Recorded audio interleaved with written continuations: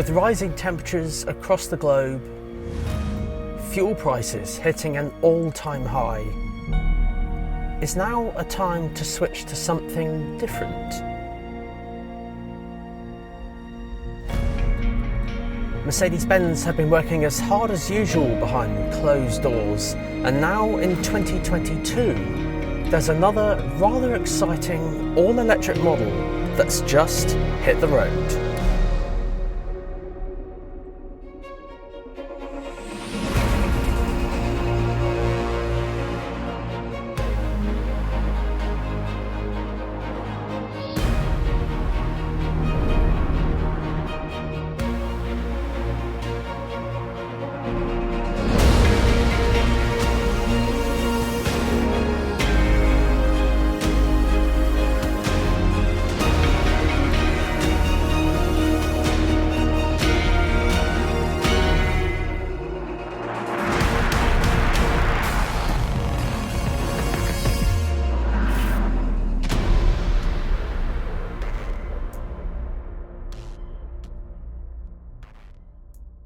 Now, at first glance, you might think that this car here today is the Mercedes-Benz EQS, and, well, you wouldn't be wrong in thinking that because it's got entirely the same shape, same curvy bodywork and that sort of thing, but most importantly, it is slightly smaller. So the wheelbase compared to the EQS is actually 90mm less.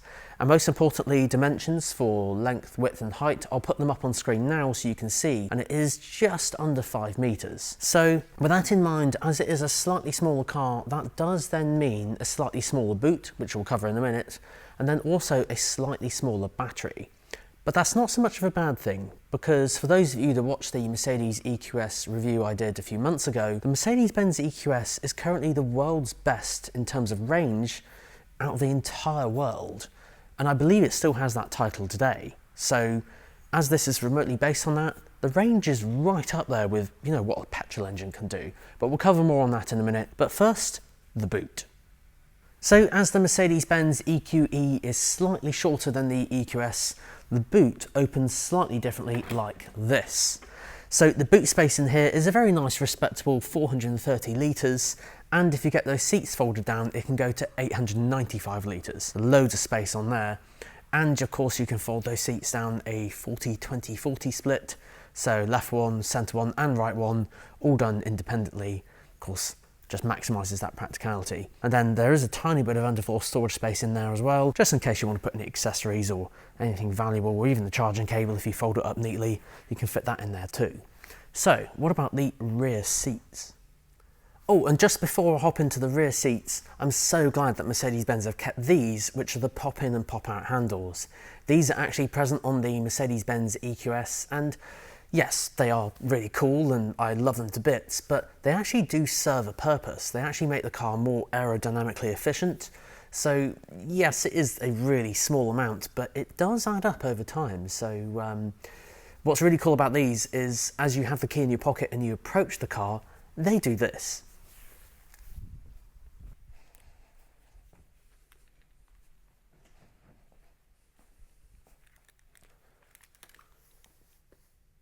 So this is the rear of the Mercedes EQE, and I've got to say it's really, really, really nice.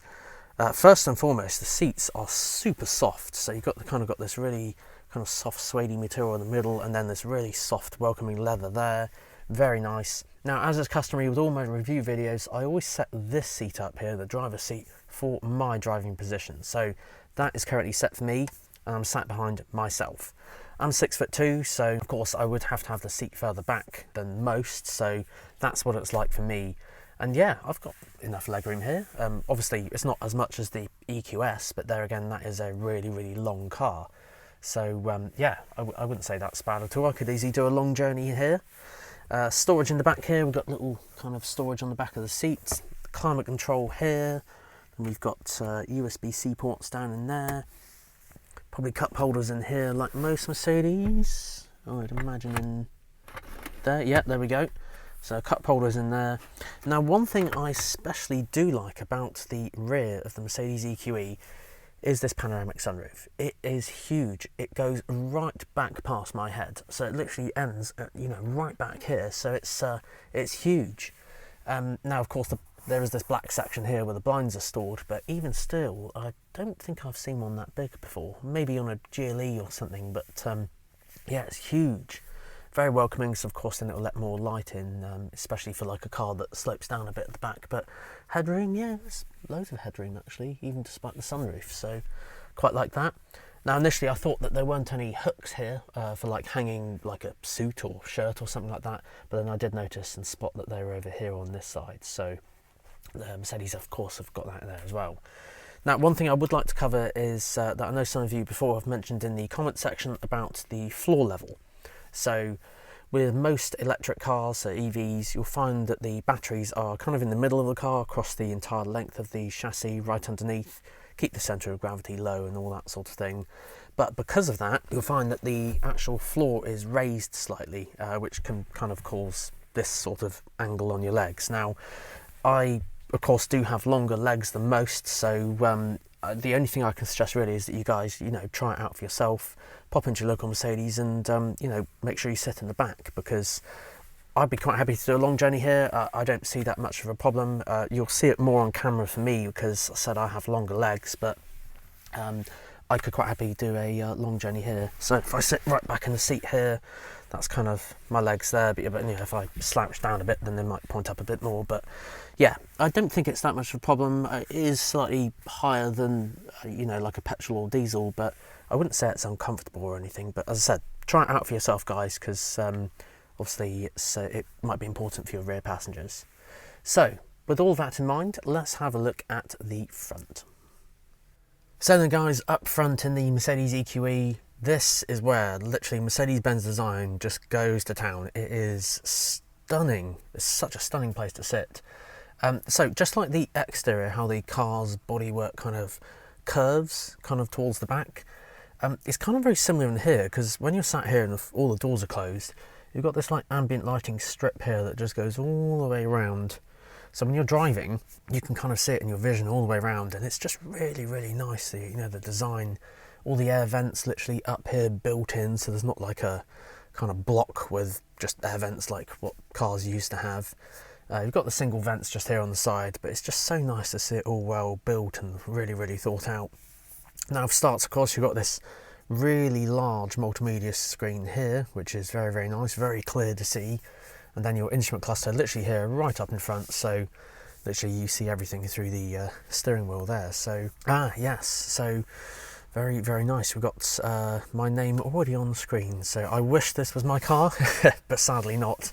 I just asked Mercedes if they could link it up to the Mercedes Me account so I could show you guys all how it works. So hopefully this should log in. There we go, all logged in. So this is what it looks like here. Literally, you've got your kind of home screen, and this is what Mercedes-Benz call zero layer. In essence, because obviously driving requires everyone's full attention on the road, zero layer is a new feature which is a software thing, and it basically incorporates minimizing the amount of menus you have to go through to get to things. So for example, if you're driving along and you need to make a phone call, you've got phone literally here. Or if you have music is literally playing here. Then if you have your car charging, it will show you that up there. It's like an intelligent home screen, basically. Now you can toggle that off and do a traditional, that's your home screen, you go into menus to find things, but this intelligently pops things up on the front, which is quite a nice touch. So I won't cover everything about this multimedia system in this video.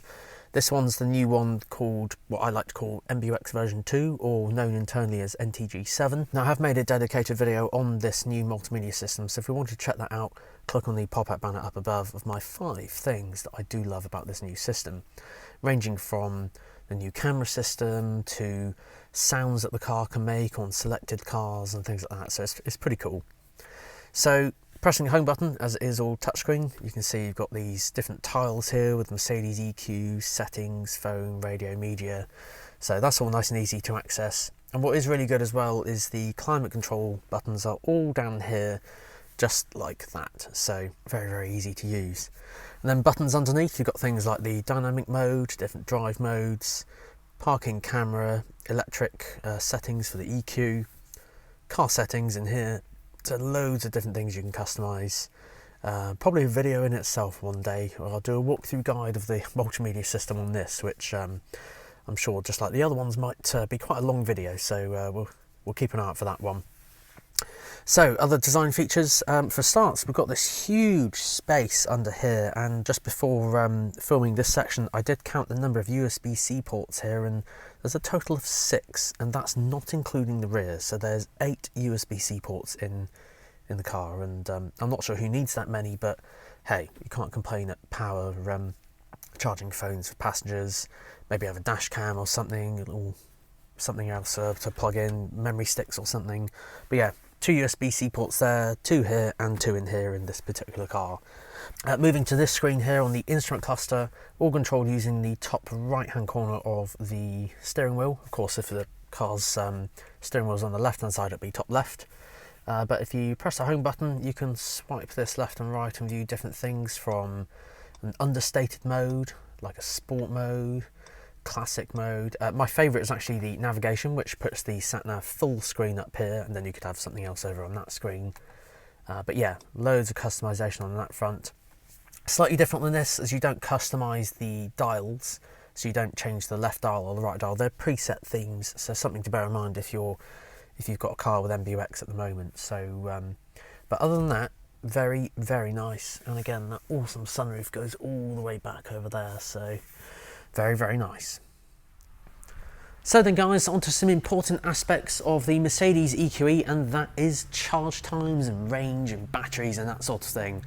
So range goes up to 394 miles, which is incredible, as it's just below the Mercedes EQS, just because it has a slightly smaller battery because of its size. But yeah, that is really, really good for a car like this. Now, it gets its power from that 90 kilowatt hour battery. So charge times, I'll oversimplify it for this video. Basically, it depends on where you get your electricity from.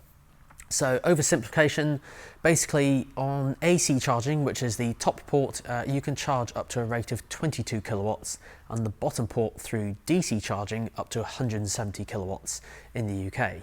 However, do just bear in mind that if you're going to charge at home, in your own home, this is limited to 7 kilowatts because of our infrastructure on our house due to single phase. So 292 horsepower from its electric motor. So with that in mind, what is it like to drive? Well, thanks to Mercedes-Benz of Poole, they let me take it for a spin. Right then guys, so first drive of the Mercedes-Benz EQE. So it's already on into drive. And away we go. Super silent. Oh yeah, and the pop-out handles just pop in automatically. Keep it as aerodynamic as possible. Right, let's get out on the open road. I'll see what this car's like.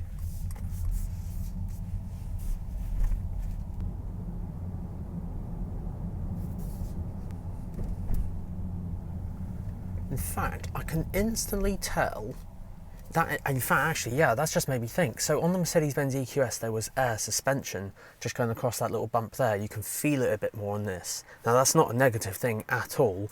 I actually prefer a bit of contact with the road. So for those of you who don't know, with S-Class product in Mercedes-Benz, so EQS, S-Class, even the coupes and cabriolets of the S-Class, when Mercedes-Benz used to make those, a lot of them do have air suspension. They make the car kind of floaty on the road, and it is really cool. Very, very, very smooth. But sometimes, if you're not used to it, you might prefer to actually feel the road.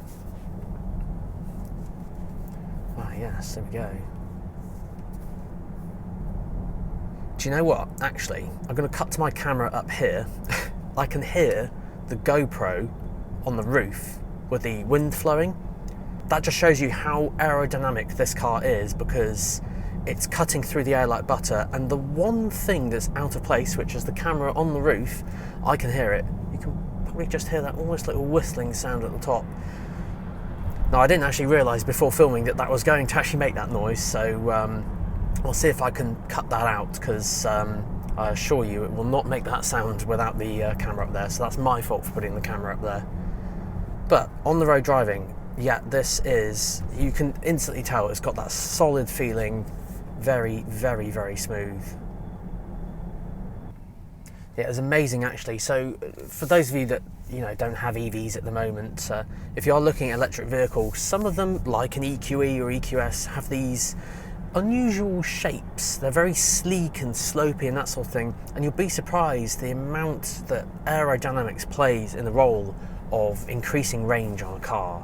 So that's why Mercedes-Benz have taken this so to the extreme. And even that Mercedes-Benz EQXX, I saw that, I think it was classed as a concept car, 1,000 kilometers of range just because of the way it was aerodynamically designed and that sort of thing. So be interesting to see, in the future, what EVs are going to produce in terms of their range.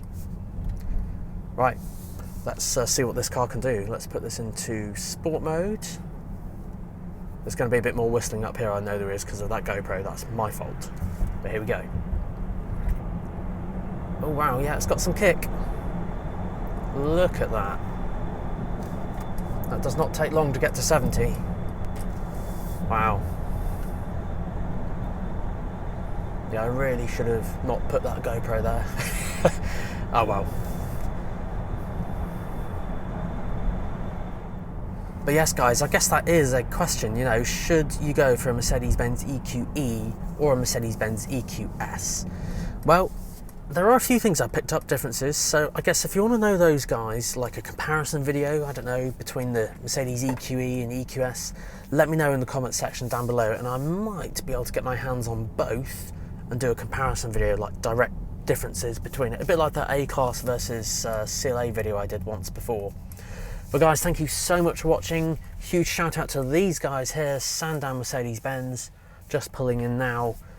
They are absolutely awesome. They've got one of the first Mercedes-Benz EQEs in the country and allowed me to come and film this, so huge shout out to them. Of course, as always, if you have any suggestions, let me know in the comment section down below and I'll do my best to see what I can do. But thank you again for watching. See you next week.